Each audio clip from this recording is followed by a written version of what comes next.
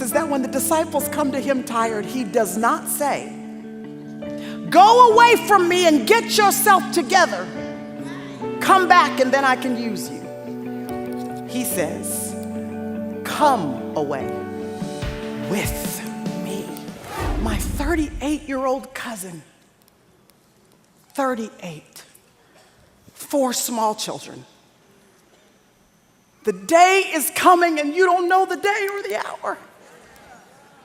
Neither do I when we're going to have to stand before him and give an account for how we handled what he had entrusted to us. I'm asking you tonight, how are you handling your assignment? Because young women, if you think that you're young because of your age, listen to me. If you're 20, but you only have till 30, you're pretty old. If you're 50 and you're going to live until 100, then you're pretty young. Age is just a number, my friend, and you and I cannot qualify young or old based on our birth date. It's based on our death date, and since we don't know when that day is, that I implore you, sisters, by the mercies of God, to walk in a manner worthy of the calling by which you have been called.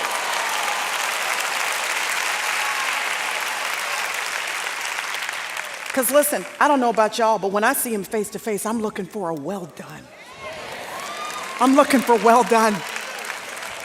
When I see him, he will not ask me how many Instagram followers I had. He will not wonder whether or not folks liked my post. He will not be interested in whether or not my selfies were perfectly lit. He will ask me, did I know his son? And then I will give an account.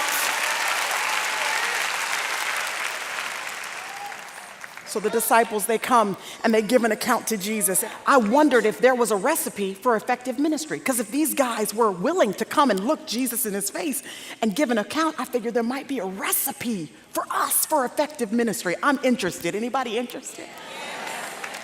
There are 3 ingredients to the recipe. Luke chapter 9, verse 1, it says, he called them. He called them. And his calling superseded any personal ambition that they had.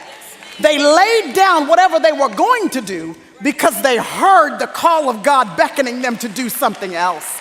The beautiful thing about that entire picture is that all of the glory of God the Father, all of the glory of heaven was packaged in human flesh. Jesus wanted so much, God the Father wanted so much to make sure that he could speak and so that humanity could hear that he left his throne in glory, put on flesh so that the disciples could hear his call. And in the same way, he has given us the Holy Spirit so that each and every one of us have the privilege to hear the calling of God on our lives. The conviction, the unction, the pressing, the fire that is shut up in your bones, sending you in a particular direction. Heed the call of God on your lives. Then they were not just called. I love so much that before he skips to the 3rd ingredient in the recipe, sending them, I love that before we get to the 3rd one, there's that 2nd one. He did not just call, but then he gave them power and authority. It means that what he was calling them to do, he was simultaneously equipping them with supernatural power to be able to pull it off.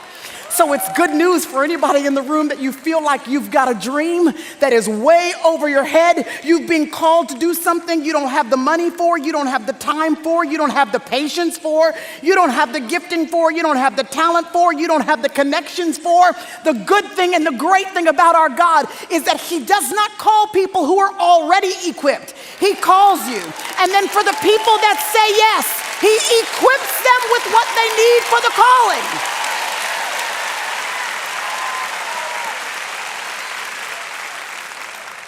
He entrusted them with power and authority. And can I tell you why this is important? This is important because in order to accomplish supernatural tasks, you have to have supernatural capacity. In other words, you can be the most talented person in the world, but if you go in your own strength and power, you still won't be able to accomplish the God calling on your life. It requires what it is that only God himself can give to you to accomplish the task. Ooh, the enemy hopes you will go in your own power. He hopes you will think you are flashy enough and savvy enough and talented enough and impressive enough so that you will no longer lean on God instead of leaning to your own understanding. But it is not by power and it is not by might. It is by the Spirit of God. And some trust in horses, other folks trust in chariots, but not us. We trust in the name of the Lord our God. So he called them, and then he entrusted them. He gave them some treasure, and then he sent them. He's the one who did the sending. Resist the urge to send yourself. To do something that it is not yet time for. Because just as important as our calling is, that is equally as important as the timing is in which that calling is outworked in our lives. And if you go too soon, you might, if you give birth too soon to that which God is trying to produce through you, you might abort what it is that he's trying to accomplish in you. The spiritual backbone, the fortification that he was trying to establish in you so that you could handle the spotlight when it hits you. Because listen, that spotlight that you may be craving, if it hits you and you have no character, it will burn you to a crisp.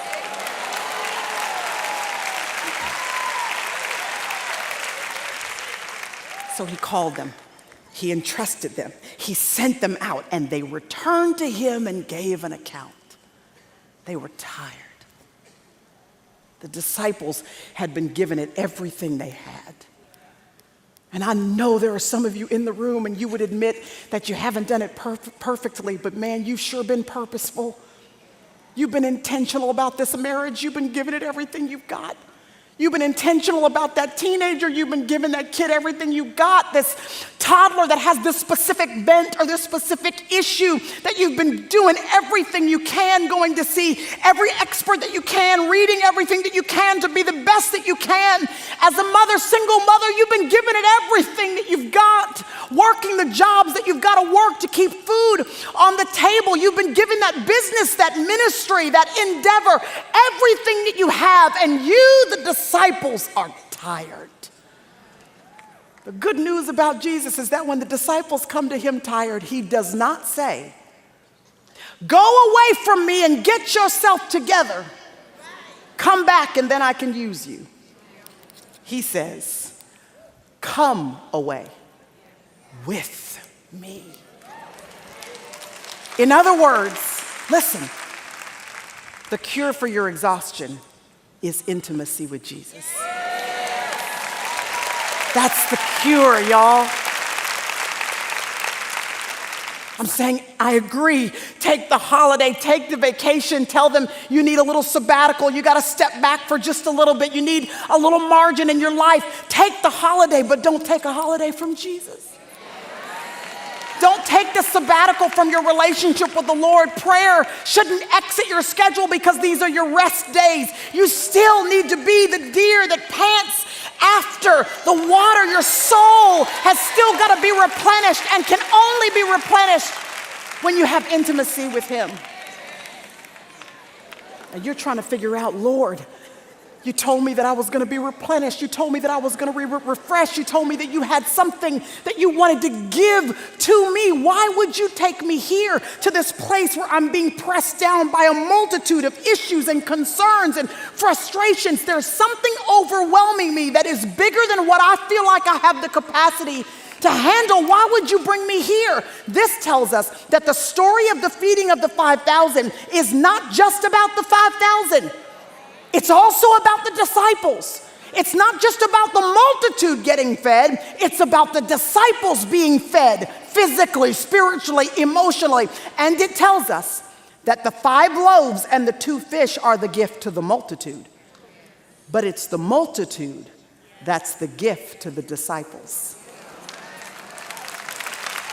Because the multitude is what's going to make them have to finally open up their drawer, pull out the treasure that they would have otherwise ignored, place it in the hands of a multiplying master who's going to show them what it looks like when he takes their little bit and makes it a lot. There is no replenishing like watching God multiply your loaves and fish.